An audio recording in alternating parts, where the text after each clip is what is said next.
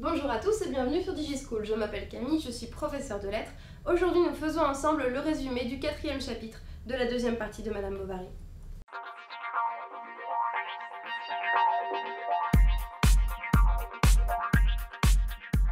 Alors, que se passe-t-il dans ce 4e chapitre? Eh bien, pas grand-chose. C'est un chapitre assez court comparé aux autres. Sa fonction principale, c'est d'établir la routine qui s'installe dans la vie de Charles et d'Emma dans leur nouveau domicile à Yonville-l'Abbaye. À quoi remarque-t-on? Comment perçoit-on cette installation de la routine dans la nouvelle vie de Charles et d'Emma? Eh bien, si vous ouvrez le livre à la page 156 au tout début du chapitre 4, vous notez l'usage de l'imparfait d'habitude. Monsieur Homais arrivait pendant le dîner, bonnet grec à la main, il entrait à pas muet pour ne déranger personne en répétant la même phrase « Bonsoir la compagnie », etc. Au passage, vous notez que Monsieur Homais, le voisin, fait partie de l'habitude, de la routine de Charles et d'Emma. Donc, ce qu'on voit aussi à l'usage de certains verbes comme répétant la même phrase. Tous les soirs, il entre en disant la même chose. Mais si vous regardez à la page 157, vous voyez qu'il y a d'autres choses qu'il dit tous les jours. Mon gaillard, disait-il, imparfait d'habitude, commence à avoir des idées, etc. Donc vous devez imaginer Monsieur Homais non seulement comme le voisin qui répète toujours les idées reçues, mais surtout le voisin qui est là tous les soirs alors qu'ils sont en train de dîner. Il rentre tous les jours comme s'il était chez lui. Il fait partie en quelque sorte des meubles. Comment se poursuit la routine de Charles et d'Emma? Que font-ils au quotidien? Eh bien, ils vont faire des soirées chez Homais. Ça se fait beaucoup à l'époque.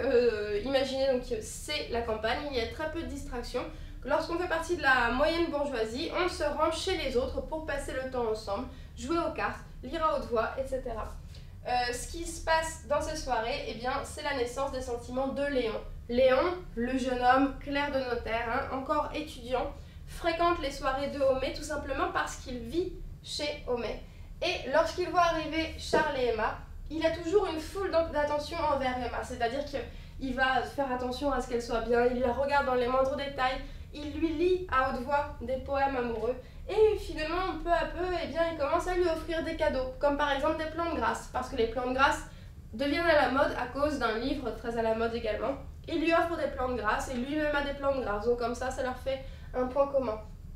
Et Emma, qui se méprend au début de ses attentions parce que pour elle, l'amour, ça doit être foudroyant, l'amour, ça doit être incroyable, elle ne voit pas que Léon l'aime, donc elle lui retourne simplement les attentions par des petites politesses. Par exemple, elle lui offre un tapis, c'était la page 159. Un soir en rentrant, Léon trouva dans sa chambre un tapis de velours et de laine, avec des feuillages sur fond pâle.